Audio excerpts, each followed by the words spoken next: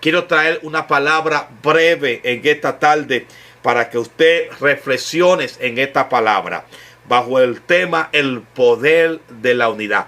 Y yo creo fielmente que en este 2025 usted y yo debemos de practicar la unidad en la familia, practicar la unidad en el compañerismo, en el trabajo, practicar la unidad en el matrimonio, practicar la unidad en diferentes formas en la iglesia.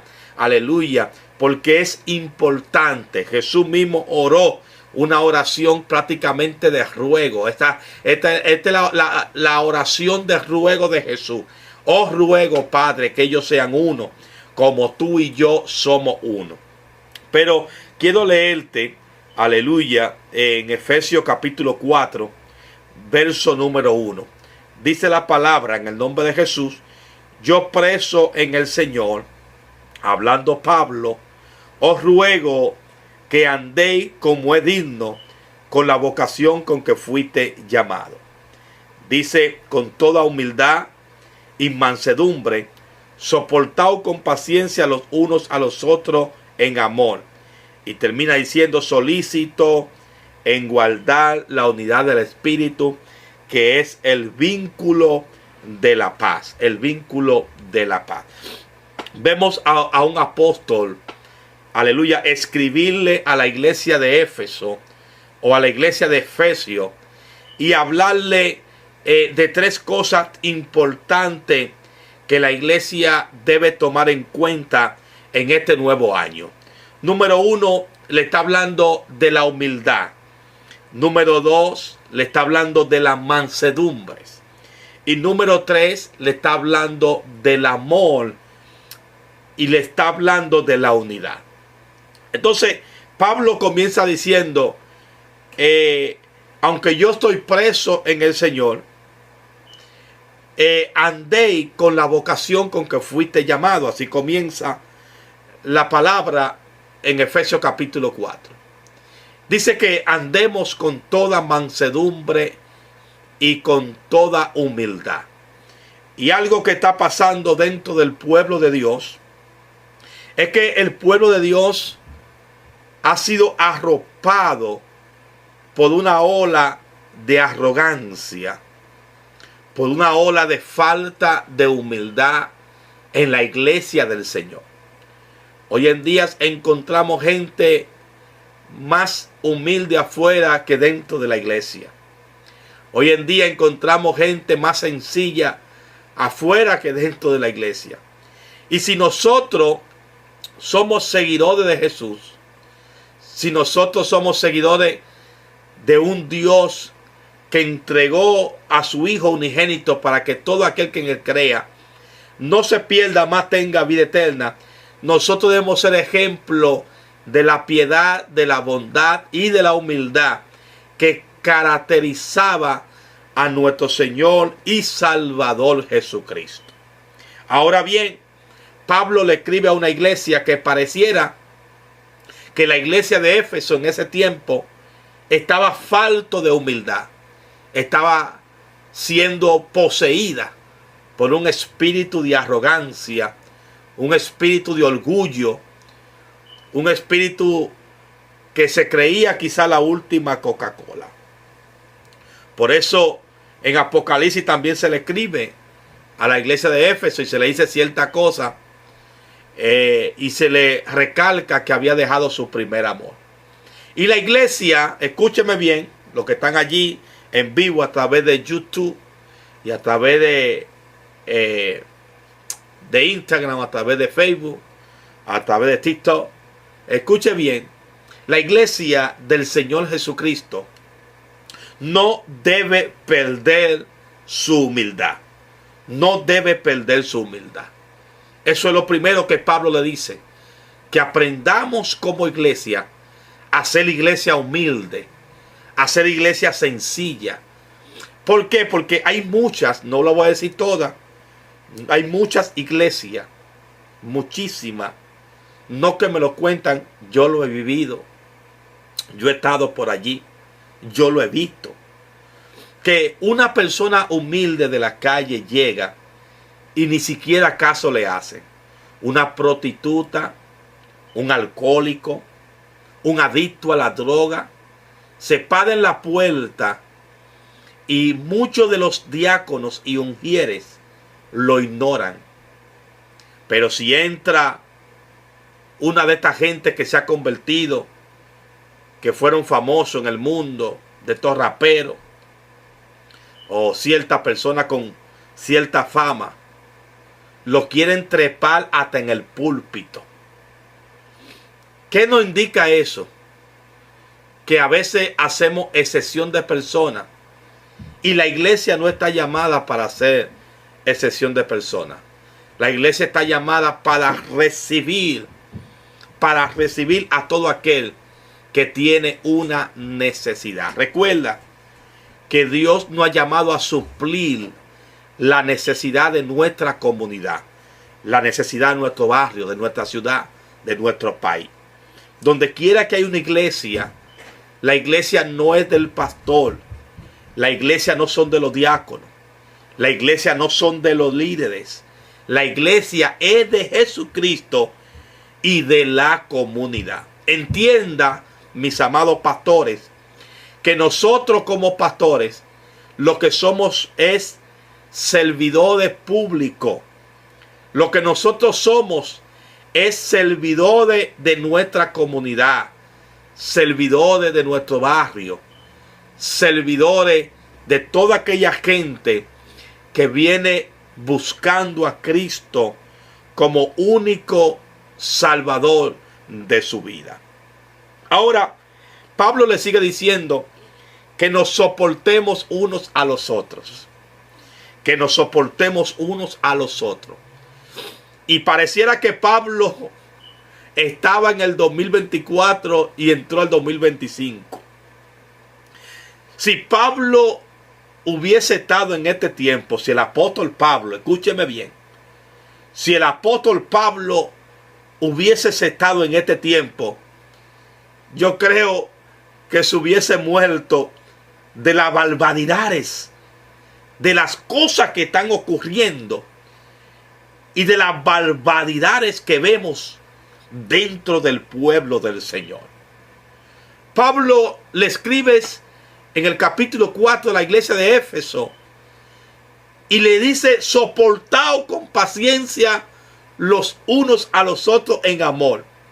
Porque Pablo entendía que la única manera que nosotros nos podemos sobrellevar, que la única manera que nosotros podamos entendernos, que podamos andar juntos, es teniendo el amor de Cristo en nuestro corazón.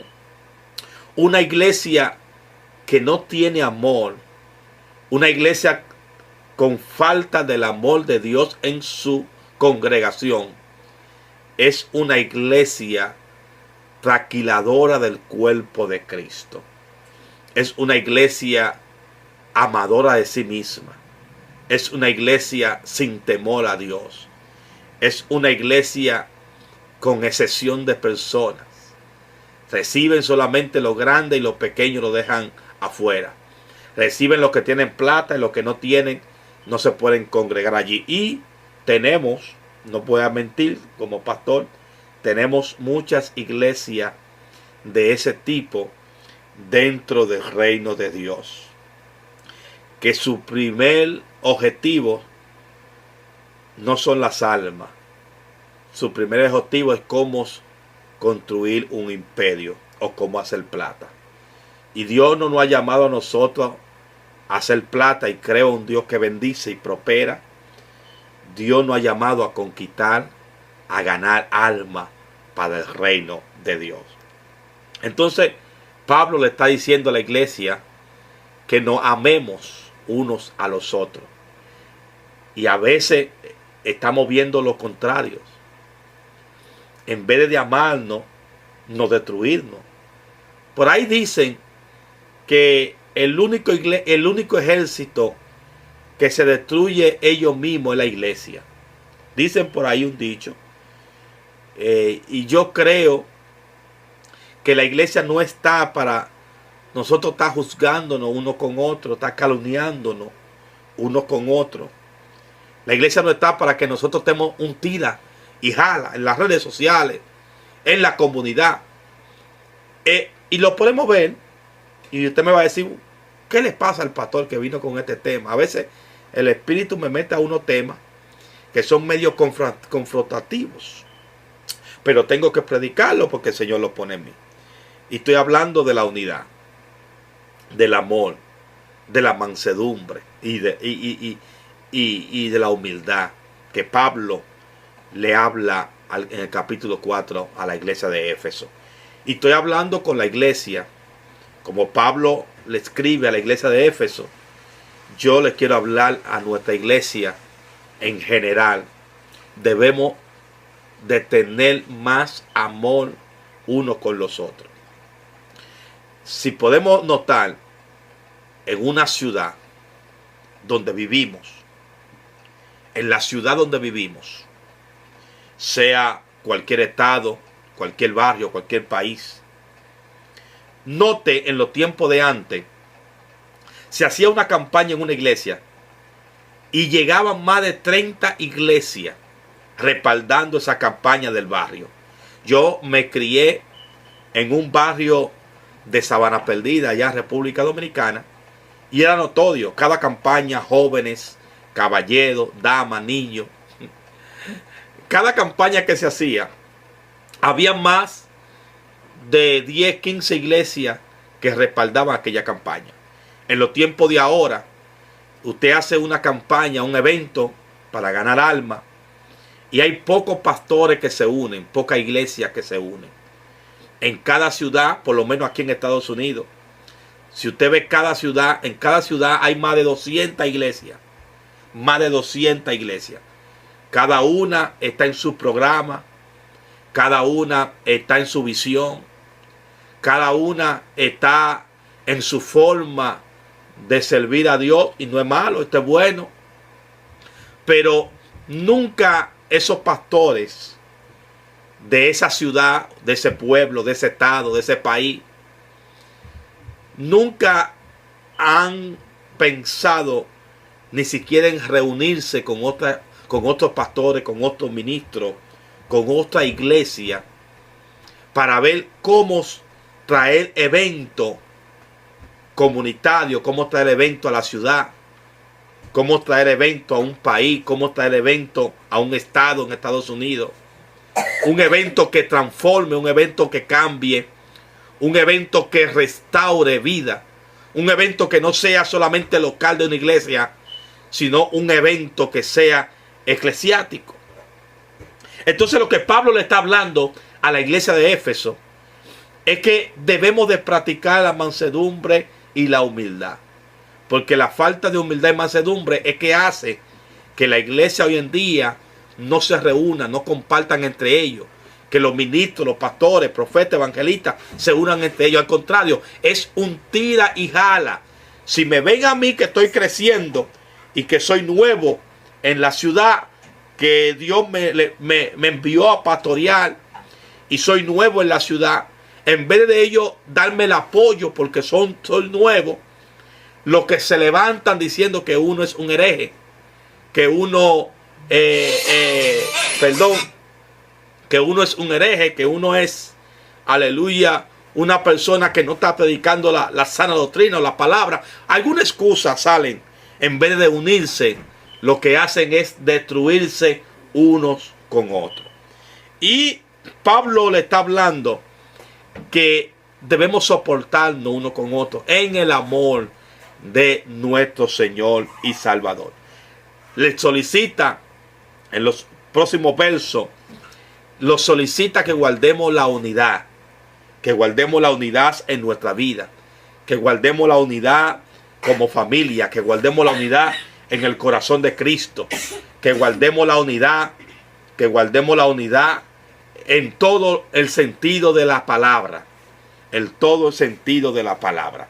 La unidad es muy importante en la iglesia del Señor Jesucristo. La unidad es muy importante en la iglesia y se ha perdido esa unidad. Ya no confraternizamos como antes.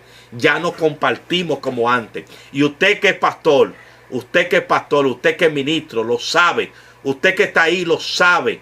Que ya nosotros, la iglesia, no confraternizamos como antes. Estamos tan enfocados en nuestra propia visión, en nuestra propia manera de pastorear, que nos hemos olvidado de salir, juntarnos, ministro contra ministro, y bebernos un cafecito, ministro contra ministro, y bebernos un tecito.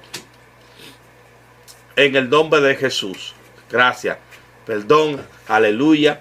Estoy haciendo señas a mi hijo que está acá. Así que estamos en vivo, no se preocupe. Le estamos diciendo que nosotros debemos de empezar a practicar la humildad, la mansedumbre, el amor y la unidad dentro del pueblo de Dios. Oiga, lo que es la palabra unidad.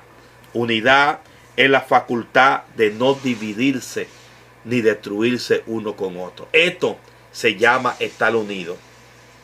Estar unido es no dividirse, no destruirse, no criticarse, no empujarse uno con otro. Pero ¿qué es lo que estamos haciendo como iglesia hoy en día?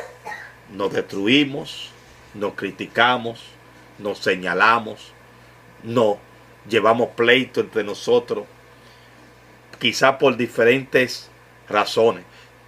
Quizá a usted no le agrada la forma en que yo predico, no le agrada la forma en que nuestra iglesia adora al Señor, no le agrada quizá como yo visto, y eso ha llevado una división dentro del reino y dentro del pueblo de Dios.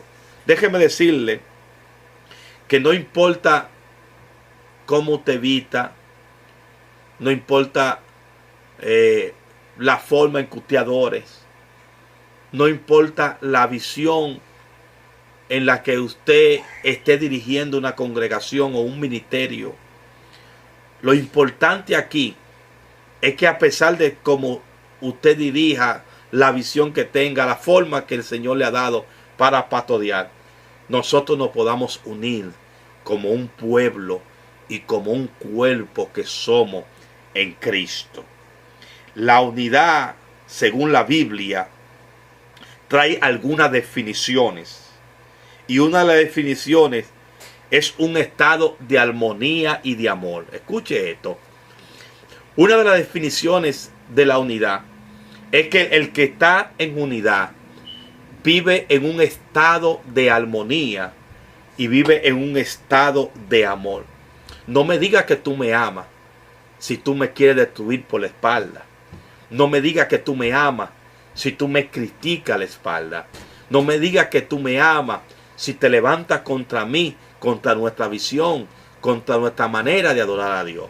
No me digas que tú me amas si cada día busca la forma de que yo quede en vergüenza o quede mal.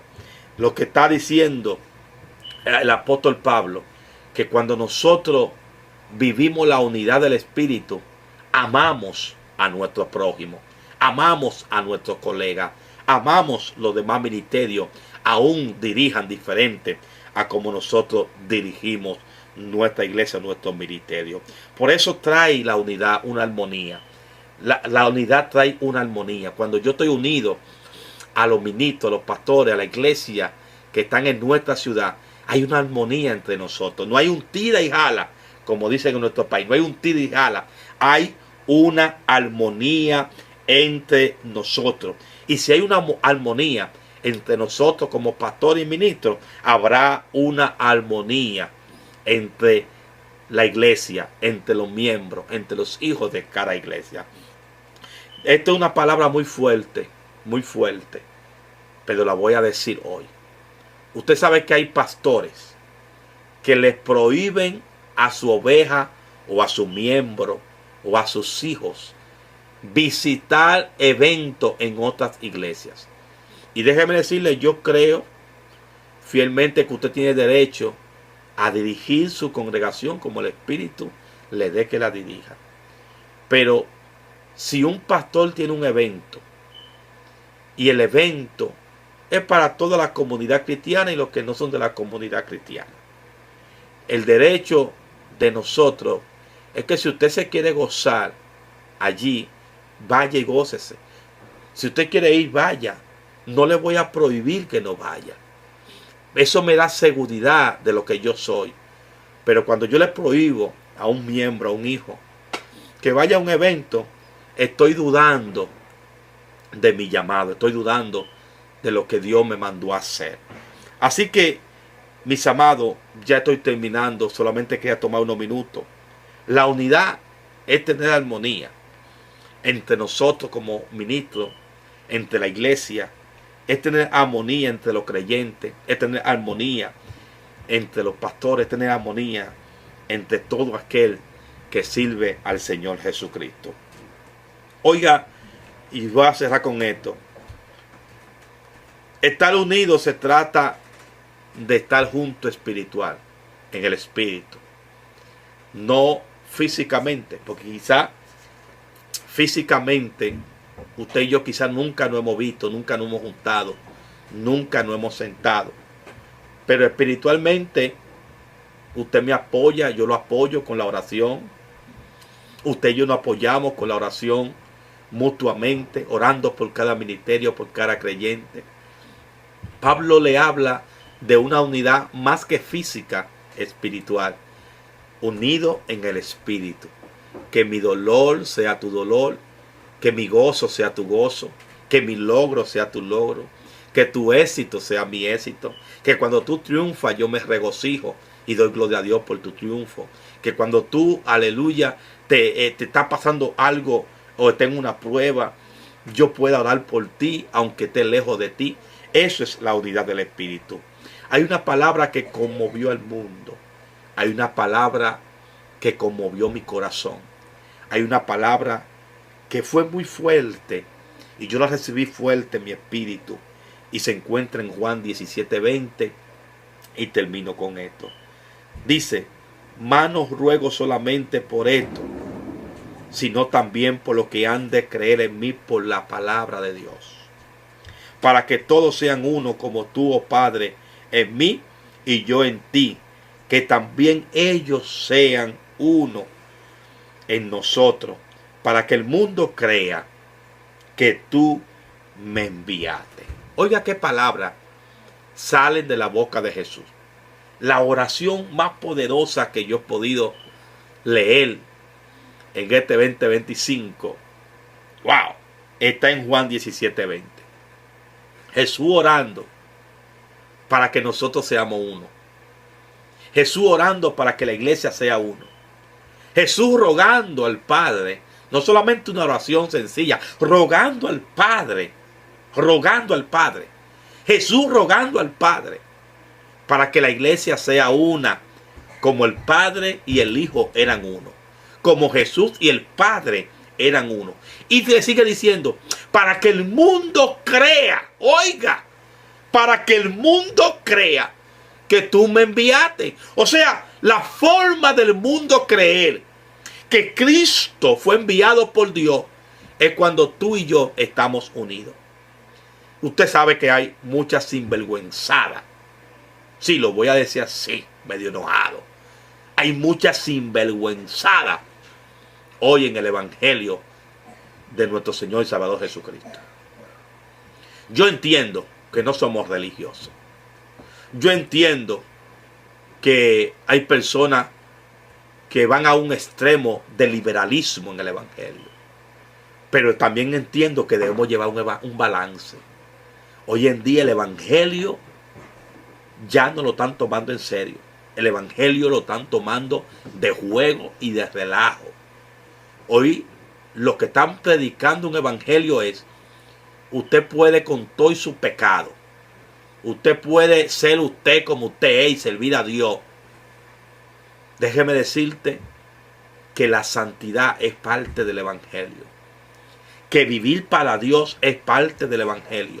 Que negarse a sí mismos es parte del Evangelio de la cruz. El problema es que hoy en día, esta generación, contemporáneo de hoy en día, han cogido un evangelio sin la cruz. Le gusta la prosperidad, los carros, la profecía, la casa, le gustan bailar reggaetón, le gustan hacer X cosas, y nada de malo, que yo lo hago para Dios, pero han dejado la cruz. ¿Dónde está la cruz? El que viene en mí, el que me quiere seguir, sígame, pero niéguese a sí mismo. Tome su cruz y sígame. Usted no puede vivir un evangelio sin la cruz. Usted no puede vivir un evangelio sin el sacrificio de Cristo en la cruz. Usted no me puede vivir un evangelio sin la santidad de Dios. Isaías dijo: vi yo al rey sentado en un trono alto y sublime, y habían serafines que decían santo, y querubines que decían santo, santo, santo, Jehová de los ejércitos. O sea, usted no me puede vivir un evangelio sin la santidad de Dios. No me puede vivir un evangelio sin la cruz. No me puede vivir un evangelio sin el sacrificio de muerte y resurrección de nuestro Señor y Salvador Jesucristo. Así que, mis amados, reflexionemos. La oración de Jesús: os ruego, Padre, que ellos sean uno como tú y yo somos uno, para que el mundo crea que tú me enviaste. Porque si ellos no se unen, si la iglesia no se une, si nosotros como ministros, pastores nos unimos, ¿quién va a creer en este evangelio? Por eso que la gente no cree, por eso que la gente no visita la iglesia, por eso que la gente se ha aislado de escuchar la palabra, porque usted y yo, lo que ellos ven en nosotros es pleito, contienda, división, un ejército que se tira, que se mata entre ellos. Eso es lo que el mundo está viendo. Por eso no están creyendo como deberían creer en el evangelio de la cruz. Y Jesús dice: para que el mundo crea que tú me enviaste. De la única forma que el mundo va a creer, en el evangelio de la cruz, en el sacrificio de Cristo, en que Cristo vino, murió y resucitó al tercer día, que Cristo sana, salva y que viene pronto. Eso no cambia. Yo no negocio eso con nadie. Déjame decirle, critíqueme, yo prefiero estar aislado, aparte, en una forma de decirlo, que si usted quiere pensar en otra forma, piénselo, pero yo no negocio los principios que aprendí cuando yo me convertí en el año 1995. No cambio esos principios. ¿Cuáles son, pastor? Mire: ayuno, oración, vigilia, silicio. Yo no cambio esos principios. Porque déjeme decirle que yo tengo 29 para 30 años en marzo. En marzo voy a cumplir 30 años en el evangelio. 30 años en este evangelio. Y lo único que me ha funcionado durante 30 años en este evangelio: la oración, lo ayuno, los silicios, la vigilia, la búsqueda con Dios. Si funcionaba en los tiempos de antes y ahora dejó de funcionar, no, mentira del diablo y mentira de aquellos que andan enseñando un evangelio que no es el evangelio escritural y bíblico. El ayuno, la oración, la vigilia, los silicios siguen siendo tan importantes como en el 95 cuando yo me convertí.